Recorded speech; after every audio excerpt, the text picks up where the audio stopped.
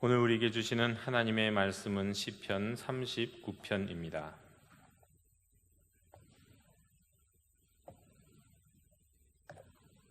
한 절씩 교독해서 읽도록 하겠습니다.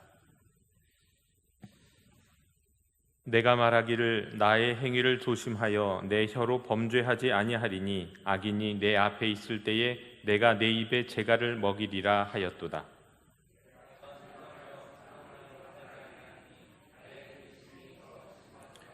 내 마음이 내 속에서 뜨거워서 작은 소리로 읊조릴 때에 불이 붙으니 나의 혀로 말하기를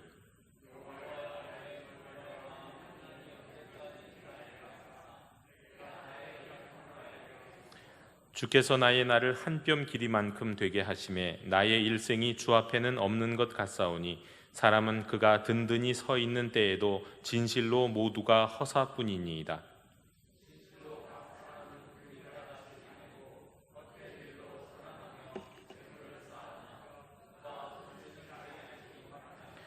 주여, 이제 내가 무엇을 바라리요? 나의 소망은 주께 있나이다.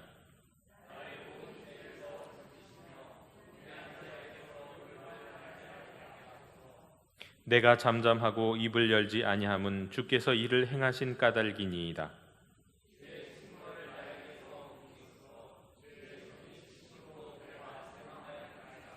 주께서 죄악을 책망하사 사람을 징계하실 때에 그 영화를 좀먹음같이 소멸하게 하시니 참으로 인생이란 모두 헛될 뿐이니이다.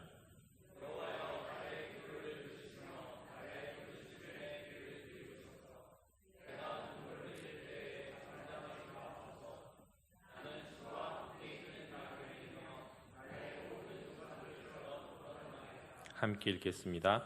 주는 나를 용서하사 내가 떠나 없어지기 전에 나의 건강을 회복시키소서. 아멘. 우리 평화 인사 나누시겠습니다. 주님의 평화를 빕니다. 네. 이제는 에어컨이 없으면 또 굉장히 더운 시기가 왔습니다. 그래서 어제 오늘은 저도 사무실에서 잠깐 에어컨을 켰는데 비가 오고 있네요. 이 비가 굉장히 반갑게 느껴집니다. 이제 내일은 조금 더 시원하겠지 싶어서 그렇습니다. 이제는 우리나라가 온난화 현상이라고 안 하고 이제는 가열 현상이라고, 전 세계적인 이 현상을 가열 현상이라고 말하더군요. 온난화 현상하면 이제 따뜻해지는 정도인데 이제는 이 기온이 따뜻해지는 정도가 아니라 탄소 배출 이런 것과 관련해서 따뜻한 게 아니라 가열되는 정도로 온도가 빨리 올라가고 있다. 그래서 이제는 특별히 여름은 굉장히 더울 것이고 정말 우리나라가 원래 이런 나라였나 싶을 정도로 더울 그런 여름을 우리가 자꾸 맞이하게 될 것 같은 그런 생각이 듭니다. 그런 과정 속에서 저는 그런 기대는 해봅니다. 이 더위에 코로나가 싹 사라지면 얼마나 좋을까. 바이러스가 더위에 약하다던데 그런 기대는 하는데 에어컨이 있어서 그럴까요? 생각보다 코로나가 많이 없어지지는 않는 것 같습니다. 우리 하나님께서 정말 역사해 주시고 또 과학을 이용하시고 또 모든 상황과 또 모든 도구들을 동원해 주셔서 이 코로나를 어서 잠재워 주시기만을 간절히 기도합니다. 우리 수요 저녁 기도해 주신 여러분들도 더 특별히 이를 위해서 기도해 주시는 여러분이 되셨으면 좋겠습니다. 자, 오늘은 시편 39편을 강의합니다. 이제 시편 39편, 40편, 41편까지 하면은 사실 시편의 1권이 끝납니다. 시편의 1권 오후 5권으로 되어 있는데 이제 1권이 끝나거든요. 이제 2주를 더하면 2주 이후에는 이 수요일 저녁에 제가 다른 것을 진행할 예정입니다. 2주 남았습니다. 이제 오늘 말고 이제 2주가 시편 남았습니다. 시편 39편.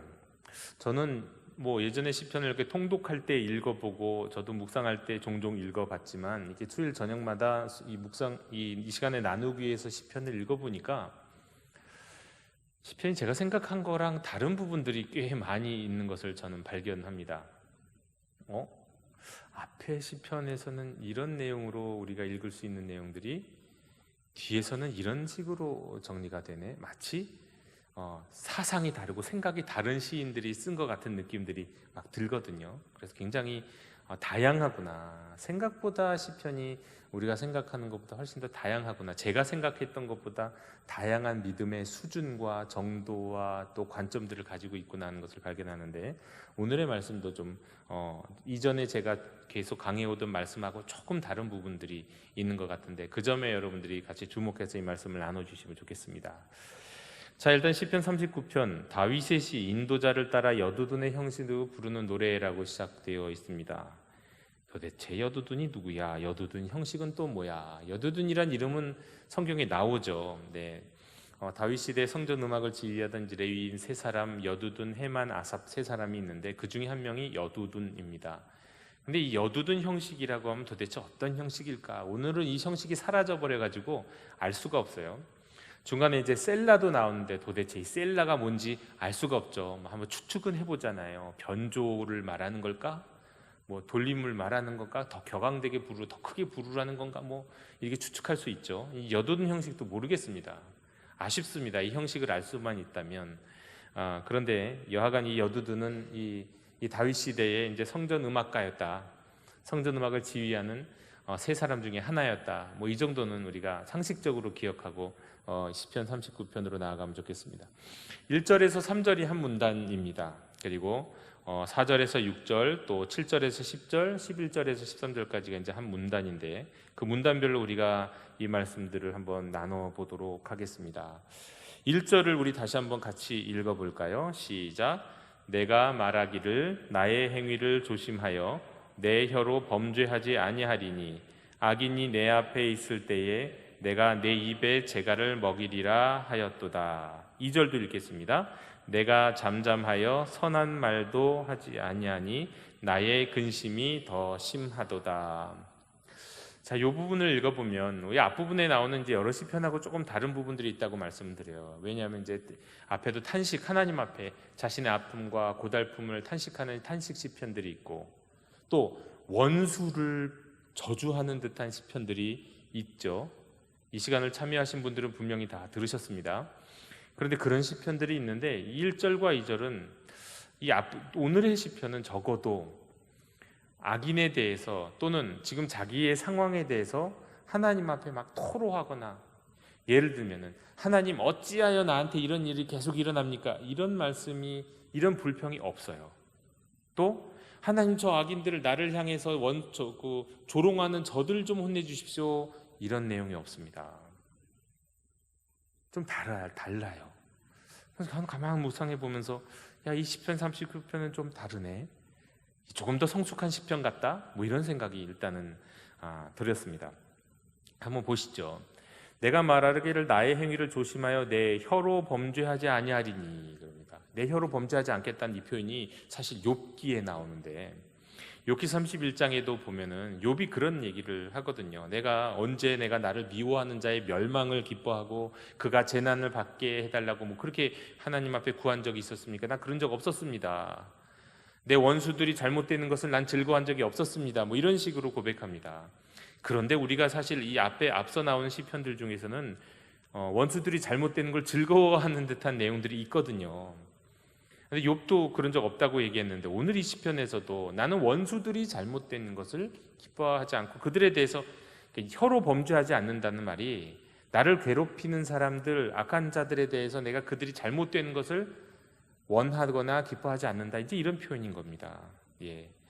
두 가지가 있어요. 첫 번째로 이 앞에는 그런 시인들이 있었습니다. 하나님 앞에 대들듯이 불평하는 거. 하나님 어떻게 이런 일이 있을 수 있죠? 어찌하여 하나님 내게 이런 일이 일어납니까? 근데 시편 앞에는 그런 시인들이 있었어요. 근데 이걸 혀로 범죄한다고 말하는 겁니다. 또 하나는 악인을 저주하는 것, 고통당하는 걸 비웃고 즐거워하는 것, 이게 내 혀로 범죄하는 거라고 지금 성경에서는 분명히 말씀하고 있습니다. 근데 이 시인은, 39편의 시인은 누군지는 알 수 없으나 나는 그러지 않습니다, 하나님 앞에 말씀하고 있어요. 내가 내 혀로 범죄하지 아니하리니. 어떻게 보면 상당히 성숙한 시구나. 앞에 있는 시편은 조금 더 원색적이고 어떻게 보면 믿음에 있어서 좀 더 초보적인데, 그런데 이 39편은 좀 더 성숙해 보이는 거 있죠. 그렇습니다. 네. 이게 불평하고 하나님께 불평하고 누군가를 원망하고 누군가가 잘못되는 것, 특히 나는 죄가 없는데 나를 괴롭히고 나를 지금 시기하는 이들이 잘못되는 것을 즐거워하고 기다리는 것 같은 시인들이 시편에 있었는데, 다윗의 시 가운데서 그런 것들이 있었는데, 오늘 이 시에도 다윗의 시라고 하는데 이 시는 그렇지 않더라는 거예요. 네. 왜 그럴까요? 도대체 왜 그럴까? 이 39편의 시는 더 성숙해서 그런 걸까요? 아니면 이 시는 성숙하기도 성숙하지만 특별히 이 모든 문제, 이제 앞으로 문제들이 나옵니다. 결국 먼저 말씀드린 지금 시도 굉장히 고통 중에 있는 사람이에요. 어떻게 보면 질병이고 거의 죽음 앞에 있는 뭐 그런 사람이라고 볼 수 있는데, 그런데 그 문제가 누구의 문제도 아니고 철저히 내 탓이요, 내 탓이요, 내 탓이요. 내가 지금 다른 사람을 탓할 때가 아니라 나는 하나님 앞에서 오직 내 탓만을 얘기할 때입니다라고 얘기하기 때문에 지금 이렇게 고백하는지도 모르겠습니다. 여하간 분명히 매우 성숙한 시인, 어떤 면에서는 매우 신약에 가까운, 예수 그리스도의 복음의 빛에 가까운 글을 이 시요 기도라고 말씀을 드릴 수가 있겠습니다. 자, 이게 오늘 우리가 읽는 시는 그런 시라는 얘기입니다. 또 2절에 보면은 특별히 이 시는 지금 어느 정도냐면 내가 잠잠하여 선한 말도 아니한다고 그랬습니다. 선한 말은요, 맞는 말이에요. 맞는 말. 이치에도 맞고 누구를 미워하는 말이 아니라 지극히 맞는 말. 근데 난 그런 말도 안 합니다. 우리 애가요, 이제 6학년짜리 녀석이 이제 사춘기가 접어들어가고 말끝마다 내 말이 맞잖아, 맞는 말이잖아, 틀린 말이냐고 자꾸 따지거든요. 그래서 말은 맞을 수 있는데 너 그거보다 더 크게 생각해야 된다, 그런 얘기를 합니다. 말 자체는 맞을 수 있지만요, 여러분, 말 자체가 맞다고 그게 옳은 말입니까? 그게 바람직한 말입니까? 틀리지 않은 말이라고 해서 그게 제때 합당한 말이냐고요. 우리 그리스도인들의 말은 언어는 어떤 언어여야 할까요? 틀리지 않은 말, 합리적인 말, 바른 말 하면 되는 걸까요? 우리 그리스도인들에게 합당한 말은 그런 말이 아니라 덕이 되는 말이죠. 생명을 살리는 말이고요, 다른 사람들과 함께 영생을 선택하는 말이고요, 하나님이 기뻐하시는 말이고요, 그런 말이죠. 그런데 지금 시인은 지금 자기가 당한 상황이 사실 굉장히 억울할 수 있고 막 괴로울 수 있는 상황에서 나는 그런 선한 말도 안 한다고 고백하고 있습니다. 왜 그럴까요? 왜 그럴까? 왜 그런 선한 말도 하지 않을까요? 그를 비방하고 있는 사람들이 지금 시인 주변에 있습니다. 괴롭히고 막 조롱하려고 하는 사람들이 있어요. 근데 그들 앞에서 맞는 말이지만 분노와 불평을 초출하면 비난과 비웃음거리가 됩니다. 오히려 더 그들에게 맞는 말을 한다 하더라도 선한, 그리고 아예 나쁜 의도를 갖고 있는 사람들은요, 무슨 말을 해도 왜곡시켜요. 그래서 가끔씩 그런 얘기를 가끔 보거든요. 언론이나 보면 이제 뭐 연예인들이든지 뭐 어떤 정치인들인지 간에 자기가 억울한데도 말을 안 하는 경우가 있더라고요. 왜? 무슨 말을 해도 곡해하고 왜곡시킬 거니까. 그런 경우들이 우리의 일상에도 사실은 굉장히 많습니다. 그러니까 말이라고 해서 다 해서 되는 말이 아닌 거예요, 우리 그리스도인들에게 있어서는. 그런데 이 시는 그래서 그런지 선한 말도 내가 하지 아니한다. 내가 할 말이 없어서가 아니다. 내가 따질 게 없어서가 아니다. 그런데 난 그 말 하지 않는다. 오히려 그 따지는 말이, 그 합리적이라고 하는 말이, 건강한 비판이라고 하는 말이 다른 사람에게 상처를 줄 수도 있고 공동체를 해칠 수도 있고 악인들이 오히려 그걸 더 붙잡고 왜곡시킬 수도 있기 때문이다. 그래서 선한 말도 하지 않는다는 거예요. 그런데 여러분, 이제 여기서 또 정직한 시인의 모습이 나오는데요, 그러면 답답할까요? 안 답답할까요? 억울해요. 할 말은 있는데 억울하고 그러면 얼마나 답답할까요? 얼마나 괴로울까요? 예? 말을 하게 되지 않을까요? 뭔가 말하고 싶지 않을까요? 분통이 터지지 않을까요? 막 입이 근질근질하지 않을까요? 그래서 2절에서 고백하죠. 나의 근심이 더 심하도다. 말 안 하고 참고 있으니까 처음에는 그냥 이게 더 나을 것 같아서 참았는데 참고 있으니까 더 화가 나는 거예요, 지금. 그리고 막 더 깊이가 깊어지고 더 낙심하게 되는 겁니다. 네. 어느 정도가 됐느냐? 3절에 그 다음에 내 마음이 내 속에서 뜨거워져 갖고 작은 소리를 읊조릴 때 불이 붙었다 그랬어요. 불이 붙었다.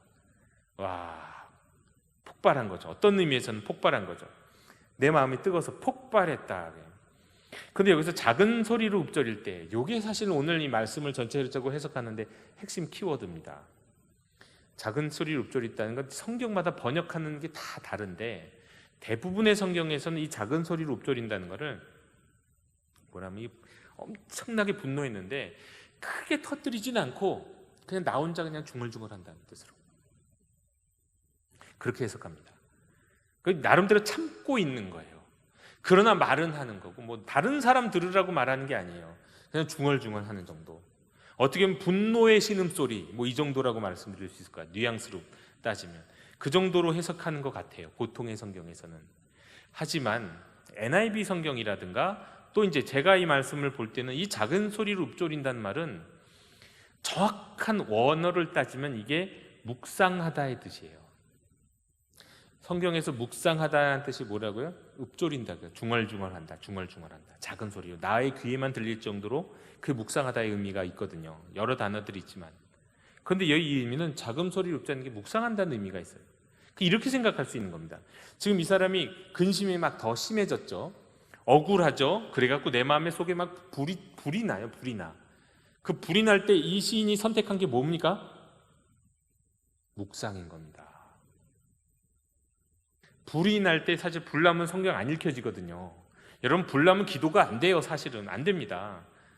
짜증나고 성질 나면은 그때는 성경도 안 보이죠. 이게 보입니까? 안 보이죠. 덮어놓고 차라리 테레비를 보고 싶고, 차라리 밖에 나가서 드라이브를 하고 싶고, 아니 화가 나면 막 뭐가 먹고 싶죠. 차라리 그랬죠. 아니면 그냥 뭘 하나 짱그랑 깨고 싶기도 할 거고요. 아니 어디에서 소리 지를 수 있으면 소리를 지르고 싶겠죠, 화가 나면. 그런데 이 시는 이 말씀에서 맥락에서 보면 작은 소리로 읊조렸다, 묵상했다는 거예요. 화날 때, 억울해 죽겠을 때, 분노가 치달았을 때, 내가 할 말이 없어서 말 안 하고 있는 게 아닌데 그때 묵상했다는 겁니다. 야, 제가 이거 보면서 이 39편의 시는 진짜 다르구나, 굉장히 성숙했구나. 이전까지 시에 나오는 다윗의 시들을, 여러 가지 시들을 보면 정직하고 솔직해서 좋았어요. 성숙했다기보다 그래 이런 거 나도 화낼 만하지, 나도 저 원수들 생각하면서 저들이 잘못되는 거 한번 생각해볼 만도 하고, 예? 하나님 앞에서 막 불평을 토매로 하고, 야 그래 이 신들 보니까 정직하네, 그래 이거야 하나님 이런 모습을 좋아하시는구나, 그런 모습도 있는데요, 그게 잘못됐다는 거 아니에요. 그렇게 할 수 있고 우리 때가 그럴 때가 필요할 때가 있을 겁니다. 그런데 39편의 시는 그렇게 하지 않았다는 거예요. 입을 다물고 말하기를 아끼고 묵상했다. 그 묵상은 뭘 묵상합니까? 하나님 말씀 묵상하는 거죠. 토라의 말씀을 묵상하는 거죠. 약속의 말씀을 묵상하는 거죠. 그 말씀을 중얼중얼 에이 화나 하면서 하늘에 계신 우리 아버지하고 주기도문을 외울 수도 있는 거고요. 에이 화나 여호와는 나의 목자시니 할 수도 있는 거고요. 말씀을 묵상했습니다. 그 말씀을 묵상하니까 불이 붙었어요. 그리고 나의 혀로 말하기 시작했어요. 그 다음에 뭐가 될 건가요? 4절 이하로 이어지는 건데요, 이걸 뭐라고 하냐면 기도로 이어지는 겁니다. 여러분, 제가 요즘 우리 목요일마다 말씀 묵상을 갖고 이제 온라인으로 함께 나누고 있는데, 계속해서 제가 말씀드리는 건 기도는, 묵상은 말씀에서 샘솟는 기도라고 제가 계속 말씀드려요. 말씀을 읽고 말씀을 묵상해서 그게 기도가 되는 게 진짜 묵상이다. 바로 이건 거예요. 이 억울하고 분하고 그러나 벙어리 낸 가슴, 말도 못하고 있는 상황 속에서, 그래서 내 속이 뜨거워졌는데, 그때 말씀을 읽고 읊조리고 중얼중얼하고 생각하다가 그게 기도가 되는 거예요. 4절 이후로. 이게 진정한 묵상인 거죠. 그 묵상의 결과가 입에 나의 혀로 말하기를, 하나님 앞에 지금 그게 하나의 기도처럼 터져 나온 거예요. 깨달음처럼. 그게 이제 4절부터 6절까지의 말씀입니다. 말 안 하고 분노하고 참고 있다가 묵상하다가 이제 하나님 앞에 뭔가 깨어남과 깨달음이 나오면서 터져 나오고 주님 앞에 나오기 시작했어요. 말이 나오기 시작했어요. 자, 4절을 함께 보겠습니다. 시작. 여호와여 나의 종말과 연한이 언제까지인지 알게 하사 내가 나의 연약함을 알게 하소서 그랬습니다. 여러분, 종말, 연한, 연약함, 이게 시인이 깨달은 인생입니다. 내 종말, 끝이 어디냐이죠. 내 삶의 끝은 어디인가. 또 연한이라는 것도 수명이니까 사실 종말과 연한은 같은 얘기라고 봐야겠죠. 내 인생의 끝이 어디인가. 그리고 나의 연약함을 알게 하소서, 깨닫게 하소서, 하나님 앞에. 근데 알게 하소서, 깨닫게 하소서라는 얘기 속에서는 이미 사실 이 시는 이미 알고 있는 것 같기도 해요. 어느 정도 알고 있으니까 이걸 더 깊이 깨닫게 해달라고 하는 겁니다. 제가 어젯밤에 영화를 보다 조금 늦게 잤습니다. 켜놓은 건 아내가 켜놓고 잤는데 제가 본 거 다 보고 제가 잤어요.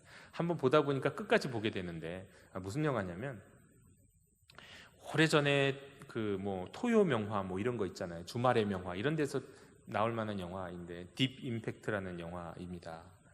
말하자면 엘리라고 하는 혜성이 지구에 이제 충돌하는 이야기예요.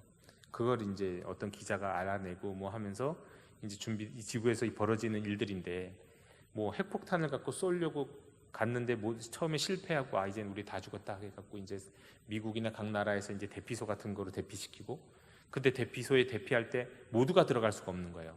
미국은 100만 명이 들어가고 뭐 다른 나라는 몇만 명이나 들어갈지 모르겠는데 거기서 몇 년을 버틸 수 있는 대피소.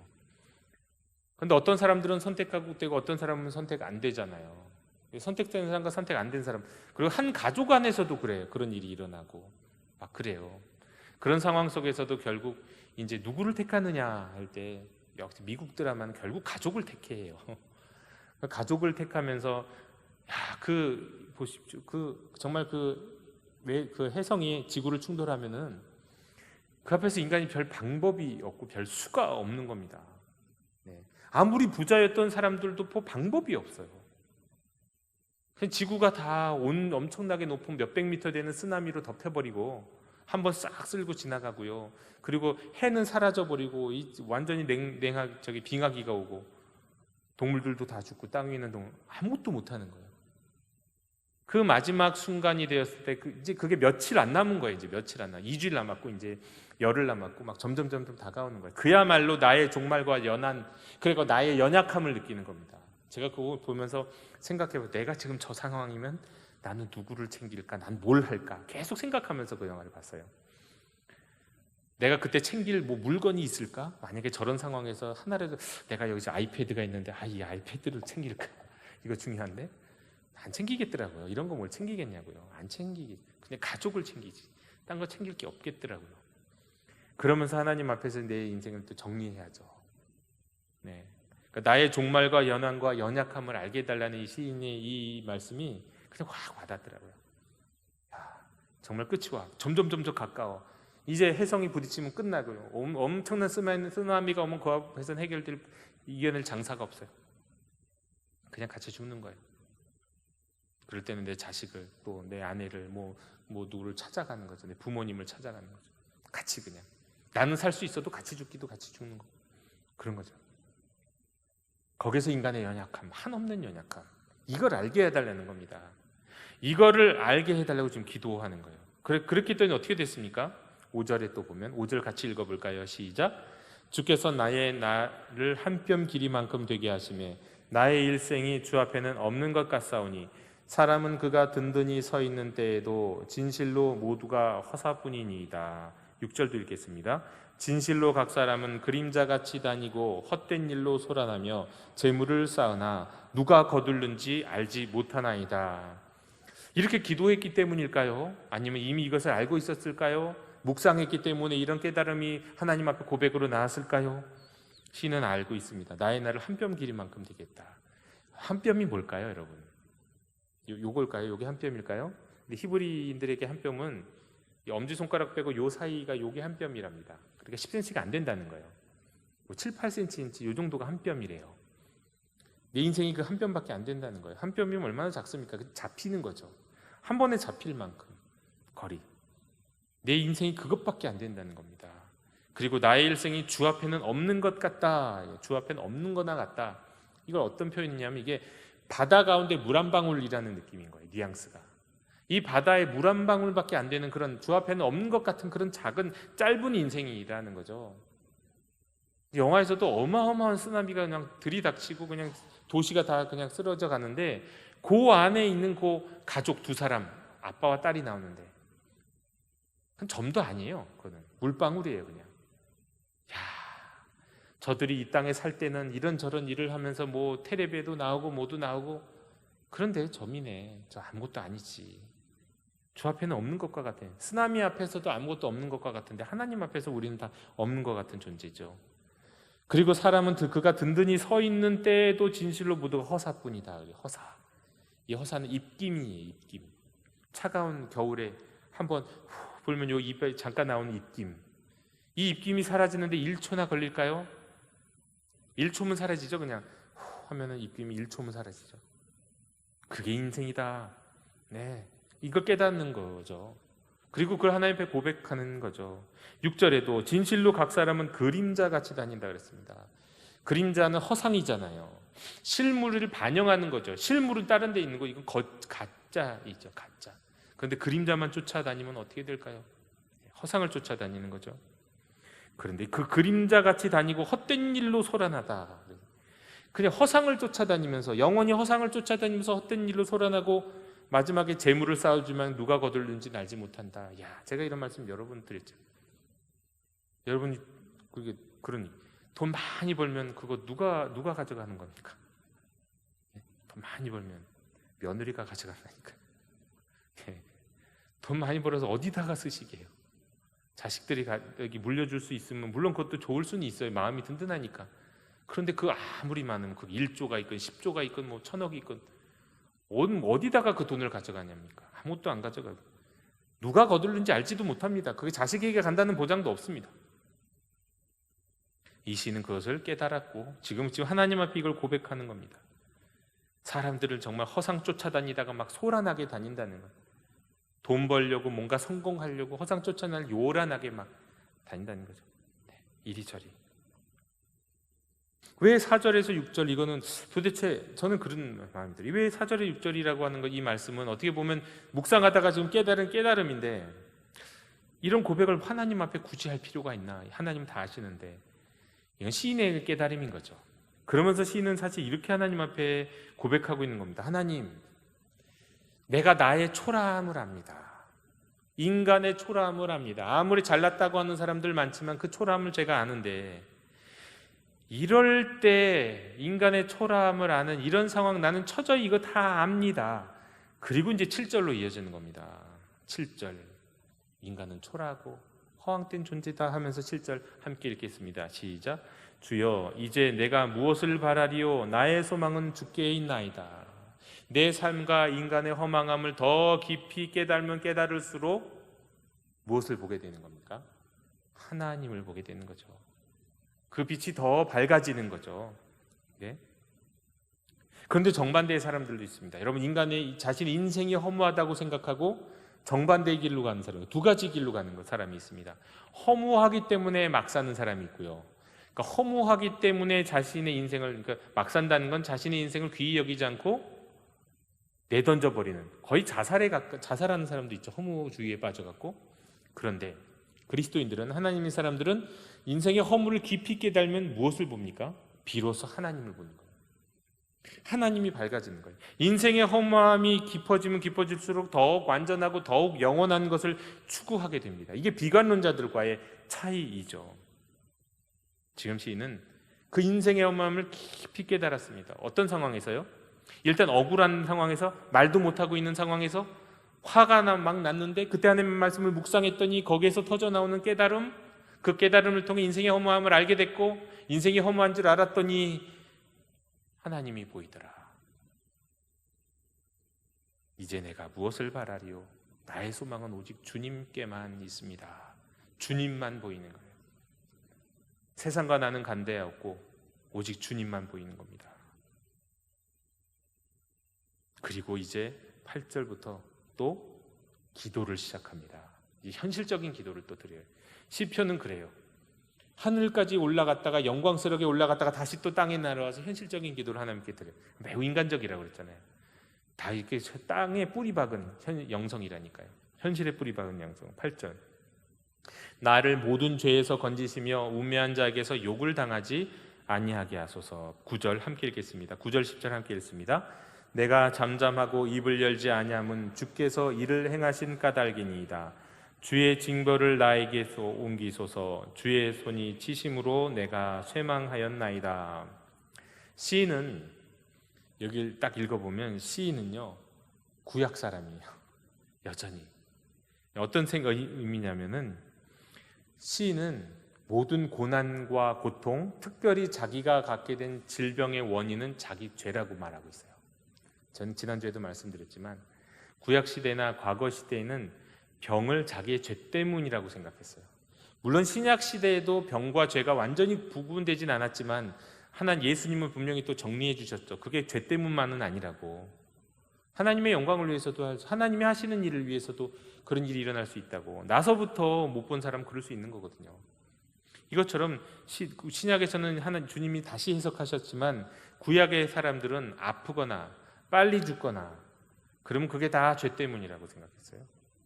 지금 시인도 여전히 지금 자신이 갖고 있는 고통을 원인을 내 죄 때문이라고 생각합니다. 그래서 모든 죄에서 건져 주십시오. 죄를 회개하는 거죠. 네, 그러면서 9절 내가 잠잠하고 입을 열지 않으면 주께서 이를 행하신 까닭이니이다. 그러니까 내가 지금 입 다물고 있는 이유는 그게 내 죄 때문이고 내 죄에 대해서 하나님이 징벌하셔서 이런 일이 있는 건데 내가 불평할 수 없지요 주님. 내 죄 때문이고 그것은 하나님이 하시는 거니까. 그러니까 여기에는 두 가지가 있습니다. 10절에 주의 징벌을 나에게서 옮기소서. 이게 징벌이 지금 하나님이 주신다는 거예요. 전 이 말씀을 가만히 보니까 일단은 자신의 죄가 원인이었다는 고백이 있고요. 그리고 그 징벌은 하나님께로부터 왔다. 이게 지금 시인의 고백이거든요. 여러분, 제가 이걸 보면서 특별히 시편의 시인들을 좀 알 것 같습니다. 그리고 구약의 유대인들의 어떤 믿음의 형태를 조금 알 것 같은데요. 유대인들은요 기본적으로 이원론이 없습니다. 말씀드렸죠. 구약 성경에는 영과 혼, 신약에서 내 영이 주를 찬양하고 내 혼이 주를 찬양할 때 내 안에 영이나 혼이 따로 있는 게 아니라고 말씀드렸죠. 그냥 내 안에 중심을 얘기하는 거예요. 영혼과 육체가 나눠지지 않습니다. 구약 성경엔 그런 게 없어요. 원래 기본적으로 하나예요. 존재는 하나예요. 죽으면 어디로 갈까요? 구약 성경에는 천당 없어요. 구약 성경엔 그냥 하나님 잠자는 거예요. 구약 성경에. 그러니까 천당이에요. 그러니까 살아서 이 땅 죽어서 천당 이런 이원론적인 세계관이 없어요. 구약은 굉장히 단순합니다. 그래서 하나님 앞에 씨름할 때, 기도하면서 씨름할 때 이것도 매우 단순해요. 그냥 내가 아파요? 이 땅에 고통이 있어요? 그럼 이건 죄 때문이구나. 뭔가 잘못한 게 있지. 그래, 그럼 그 잘못한 걸 회개하고 하나님 앞에 회개하고 돌아서면 하나님이 그 문제를 해결해 주실 거예요. 아주 단순합니다. 그런데 이제 나중에는 사람들은, 우리 신약의 사람들과 뒤후대의 사람들은 좀 이원론적으로 해갖고 천당, 이 땅에서 괴로운 것들은 천당 가서 다 복 받을 거야. 이 땅에서 어렵게 살고 주님을 헌신하는데 이 땅에서 그것을 보상받지 못하면 천당 가서 보상받지. 이런 식으로의 생각들이 바뀌기 시작해요.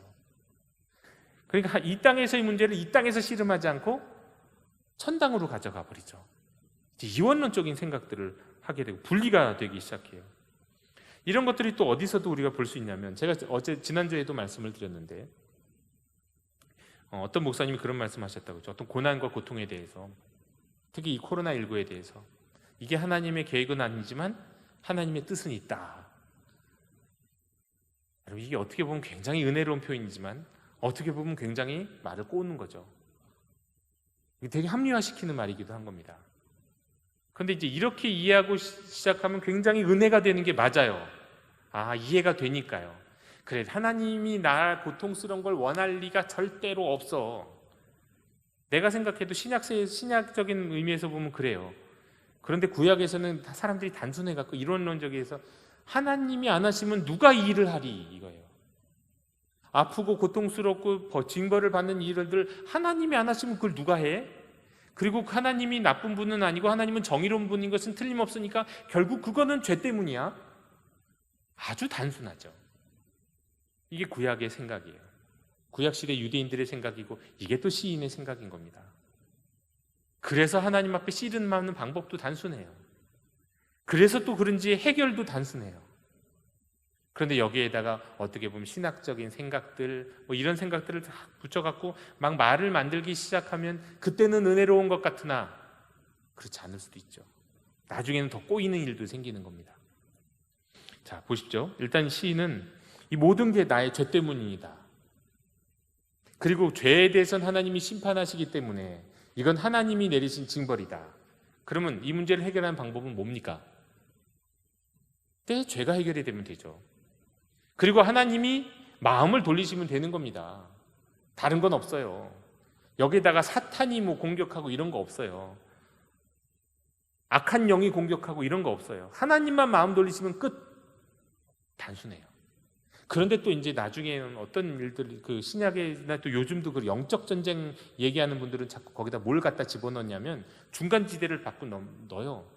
그러니까 하나님이 마음 돌리시고 하나님이 없는 또 다른 세계, 악한 세계가 있어.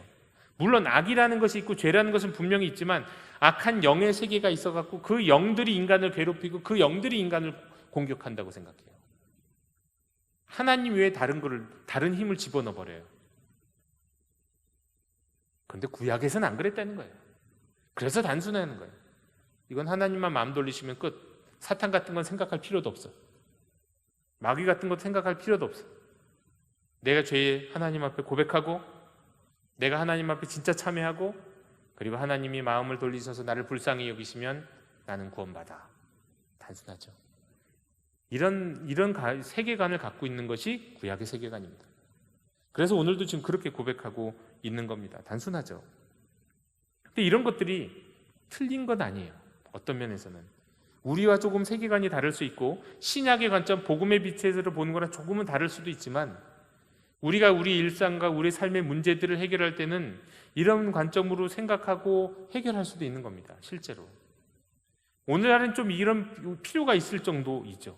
내게 생긴 문제가 내 죄 때문이라고 하는 생각을 좀 할 필요가 있어요. 너무 안 해요.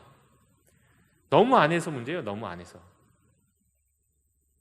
예전에는 너무 모든 내 안에 내가 아프기나 하거나 내가 또 뭐 안 좋은 일이 생기면 그건 뭐 다른 영적인 문제고 뭐 내가 잘못한 건 아닌데 그런 일이 일어나고 너무 그렇게 생각하는 경향이, 그러니까 모든 게 다 나의 문제라고 생각하는 경향이 강했다고 한다면 오늘날은 나랑 별개의 문제로 자꾸 사람들이 생각해요. 그런데 적어도 오늘 우리가 읽은 시인 시편 39편의 시인은 그러지 않습니다. 그래서 자신의 문제와 하나님의 문제로 생각하는 겁니다. 근본의 원인은 나요. 그것을 해결해 주실 분은 하나님, 그 외에 다른 건 없습니다. 그러니까 이 시는 어떻게 보면 굉장히 영적으로 순수한 맑은 마음을 갖고 있는 사람이에요. 하나님과 나밖에 안 보이는 거예요. 지금 이 삶의 문제, 자신이 갖고 있는 이 인생의 고통의 문제 속에서 하나님과 나만밖에 안 보여요. 그러니까 문제 해결이 쉽죠. 어떻게 보면 하나님만 붙들면 되고 내 죄만 해결하면 되니까요. 거기에 다른 환경들과 다른 변수들은 없는 겁니다. 그런데 오늘날 우리의 현대의 그리스도인들은 하나님과 우리 사이에 하나님 외에 내 문제 외에 다른 변수들을 자꾸 집어넣고 돌려 계산하고요. 그러고 또 하나님이 사라져버려요. 하나님보다 더 소중한 것들이 생겨요. 저는 오늘 이 시편 39편을 통하여서 모든 문제를 어떻게 보면 하나님과 우리의 문제로 둘 수 있는, 이게 모든 경우에 옳다는 얘기는 아니지만 적어도 39편은 그렇거든요. 모든 문제를 하나님과 나의 문제로 한번 더 보자. 내 사업의 문제, 내 인간 관계의 문제, 내 자녀의 문제, 내 건강의 문제, 일단은 그래 보자는 거예요. 그러고도 하나님이 만약에 그런 문제가 아니라 다른 해결책이 있다면 하나님이 말씀해 주시겠죠. 그렇게 이 문제는 그렇게 해결될 문제가 아니다라고 말씀해 주시겠죠. 그러나 하나님과의 나의 문제로 생각할 때는 기도도 더 강력하게 나오고요, 하나님도 더 크게 보이는 겁니다. 그렇게 기도하는 게 우리에게 필요하다 싶습니다. 자, 11절 함께 읽겠습니다. 시작. 주께서 죄악을 책망하사 사람을 징계하실 때에 그 영화를 좀먹음같이 소멸하게 하시니 참으로 인생이란 모두 헛될 뿐이니이다. 그렇습니다. 죄악을 책망하사 사람을 징계하신다. 지금 일어나고 있는 게 하나님의 심판이시다 고백하는 겁니다. 이거 하나님 공의로우신 하나님의 심판이시다. 그리고 나뿐만 아니라 모든 죄인들의 영화는 무너질 것이다. 죄인들이 뭔가 이익을 보고 뭔가 얻은 것 같고 뭔가 남길 것 같으나 그들이 가져갈 것 아무것도 없고 다 무너지게 될 것이다. 그런 고백을 하는 겁니다. 그리고 다시 12절에 고백을 합니다. 함께 읽겠습니다.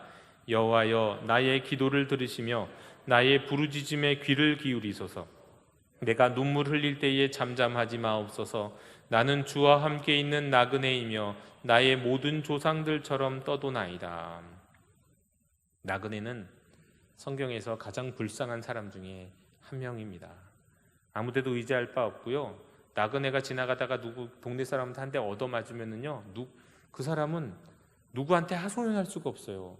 지나가던 사람이기 때문에 그 동네 누구에게 하소연해도 소용이 없습니다. 그런 연약한 존재가 나그네이죠. 난 나그네라는 거예요. 유대인들의 전통들이 자신들은 나그네였습니다.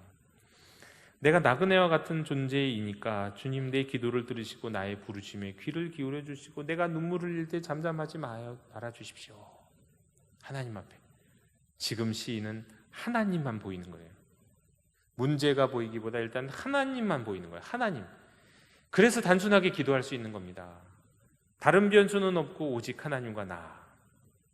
13절 마지막 절 함께 읽겠습니다. 시작. 주는 나를 용서하사 내가 떠나 없어지기 전에 나의 건강을 회복시키소서. 드디어 마지막에 나왔네요. 결정적인 문제가 뭐였는지. 시인 자신의 건강의 문제였던 겁니다. 질병의 문제였고 거의 죽음 앞에 지금 자신이 내려가고 있는 듯한 그런 경험을 하고 있는 상황에서 이 나의 질병의 문제는 죄의 문제구나. 그래서 하나님 앞에 죄를 고백하고 하나님과 씨름하고 그 과정 속에서 누군가가 나를 핍박하거나 비아냥거리고 조소하고 조롱하려고 하는 사람이 있을지 모르지만 그런 사람들 앞에서도 이렇게 얘기할 수 있거든요. 욥처럼 또 앞에 다른 시인들처럼 내가 죄인은 죄인인데 잘못한 건 있는데 내가 이만큼 죄를 짓진 않았다고 자기를 항변할 수도 있거든요. 근데 그런 것도 하지 않고 다른 사람들과 주변에 있는 사람들과 씨름해서 나의 영적인 말하자면 힘을 뺏길 필요가 없다. 내가 저들과 씨름하지 않는다. 나는 오직 하나님과 씨름한다. 하나님과 오직 하나님께만 향한 엄청난 집중력을 발휘했을 때 지금 이렇게 기도하는 겁니다. 그런데 아쉬운 것은 오늘의 39절의 말 39편 시편에는요 끝이 해피엔딩인가요? 해피엔딩인지 어떤 엔딩인지 모릅니다. 끝이 나와 있지 않아요. 여러분 이게 시편인 겁니다. 만약에 우리가 성경이나 어떤 그 신앙적인 서적을 만들어서 써내려고 하면은요 은혜롭게 마무리하려고 막 노력하겠죠. 뭔가 끝에는 은혜롭게 끝나야 될 것 같지 않나요? 승리하면서 끝나야 될 것 같지 않나요? 다른 시편들은 그런 것도 사실 많죠? 근데 39편은 그러지 않아요. 그냥 이렇게 기도하면서 끝납니다. 여러분 믿음이 뭔가를 여기서 알 수 있는 거죠. 믿음이라는 게 그 삶에 대한 여러 가지 허탈함 또 허무함 이런 것 같은 것이 가득하고 그런 상황 속에서도 체념하지 않고 오직 주님을 바라보고 앙망하고 사모하면서 기다리는 것. 이게 믿음인 겁니다. 성숙한 기도. 그리고 여러분 이게 묵상의 목표예요. 여러분 묵상을 왜 해야 될까요? 하나님의 말씀을 묵상해야 되는 이유 우리가 성숙하기 위해서 하는 겁니다. 성숙하기 위해서. 그리고 때로는 하나님이 응답이 없는 것 같고 제가 이제 나중에 묵상 강의를 하다 보면 또 마지막에 가면 그런 강의를 하게 될 텐데 우리가 영적인 어두운 사막을 건널 때가 있거든요. 영혼의 어두운 밤을 지나갈 때가 있어요. 묵상을 많이 하는 것 같은데도 아무리 묵상해도 도대체 은혜가 안 되고 막 냉랭할 때가 있거든요. 그런 시기가 길 때가 있어요. 길어요. 일주일, 2주일 정도가 아니라 막 몇 년일 수도 있습니다. 그렇게 긴 가운데에서도 도무지 기도해도 뭔가 냉랭한 것 같고 어쩔 때는 도대체 내 안에 하나님이 계신 건가 안 계신 것 같고 그런 생각이 들 정도의 의심도 들고 그런데 그런 상황 속에서도 끝까지 체념하지 않고 나의 희망은 나의 소망은 오직 주님께 있다고 생각하고 기도하는 기도 이게 진짜 믿음인 겁니다. 그래서 초신자의 믿음을 사실은 우리가 신뢰할 수는 없어요. 처음 믿을 때 더 뜨겁고 열정적일 수 있지만 아직은 신뢰하지 못해요. 아직 가보질 않았기 때문이에요. 이 냉랭함과 영혼의 어두운 밤과 사막과 같은 시기를 건너봐야 그래야 진짜 믿음이 뭔지를 알 수 있기 때문인 겁니다. 지금 이 시편 39편은 은혜로 끝나지 않았습니다. 시편 39편은 어떤 구원으로 끝나지 않았고 하나님의 응답도 없었어요. 내가 너를 지켜주려. 다른 시편들 같아 보면 갑자기 딱 전환이 되잖아요. 하나님을 찬양하면서 끝나잖아요. 그 이유는 이 시인이 기도하다가 마음으로 갑자기 하나님이 주시는 깊은 평화를 누렸다거나 하나님이 주시는 시원함을 누렸다거나 어떤 하나님의 응답을 경험한 겁니다. 그러면서 그 답답한 마음이 찬양으로 바뀐 거예요. 그런데 이 시편 39편은 그러지 않네요. 그냥 여기서 끝나버립니다. 기도하는 것으로 끝나버립니다. 여러분, 우리 삶의 많은 부분은 사실은 많은 부분은 그렇습니다. 기도할 때마다 응답받지 않지 않습니까? 기도할 때마다 하나님이 말씀해 주시는 건 아니잖아요. 네? 그럼에도 불구하고 기도 가운데 아무런 응답이 없었고 또 오히려 답답하고 냉랭할 수도 있지만 그러나 고백하고 기도로 끝내는 삶, 이것이 우리의 믿음의 삶인 겁니다. 여러분, 허무할수록 하나님을 붙들어야 되는 겁니다. 인생의 허무함을 더 깊이 깨달고 그리고 하나님이 느껴지지 않는 것 같은 때 더 하나님을 붙들어야 돼요. 하나님이 이전에는 딱 기도만 하고 눈만 감으면 하나님이 계신 것 같았고 은혜로 막 나에게 다가오시는 것 같고 말씀하시고 그럴 때가 있거든요. 그럴 때 하나님께 기도하고 하나님 앞에 나아가는 것은 누구나 할 수 있죠. 어렵지 않잖아요. 은혜가 되니까요.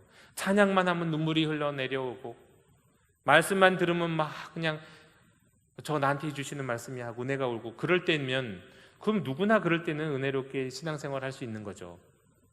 그런데 진짜 신앙은 도대체 말씀을 들어도 안 들리고 기도를 해도 냉랭하고 말씀을 읽는데 뭘 읽는지 모르겠고 그럴 때 사실은 진짜 믿음이 드러나는 겁니다.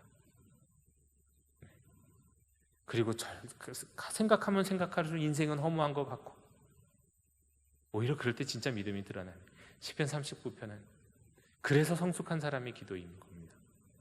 다른 시편에 많은 기도들이 있지만 제가 볼 때는 이 기도가 정말 성숙한 기도라는 생각이 들어요. 많은 말씀들을 우리가 암송할 필요가 있지만 이 시편 39편은 암송할 필요가 또 있겠다 싶습니다. 특별히 육신의 연약함 가운데 있을 때, 아프고 질병 가운데 있을 때, 또 내가 하나님 앞에서 깊은 문제, 해결되지 않는 문제가 있을 때 이 말씀을 붙들고 이 말씀을 갖고 기도하면 오히려 내 응답이 없다 할지라도 속히 오지 않는다 할지라도 시원한 문제가 시원하게 해결되지 않는다 할지라도 이 말씀처럼 이 말씀을 갖고 기도하는 시인처럼 믿음의 기도, 믿음의 삶을 살게 되지 않을까 싶습니다. 우리 영도교회 형제자매 여러분, 오늘 우리가 시편 39편의 말씀을 함께 나누었습니다. 이 말씀을 생각하면서 이 시간 잠시 우리가 같이 기도할 텐데요. 이 말씀 중에 특별히 내게 와닿았던 말씀이 있었는지를 기억하시면서 오늘 들은 말씀 가운데 내게 주시는 말씀 생각하면서 잠시 묵상하며 기도하도록 하겠습니다.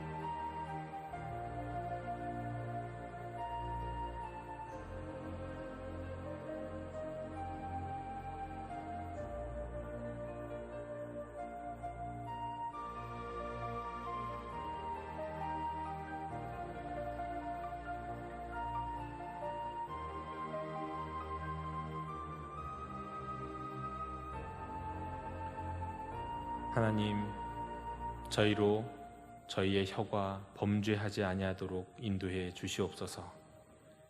인생의 허무함을 깊이 깨닫게 해 주시옵소서.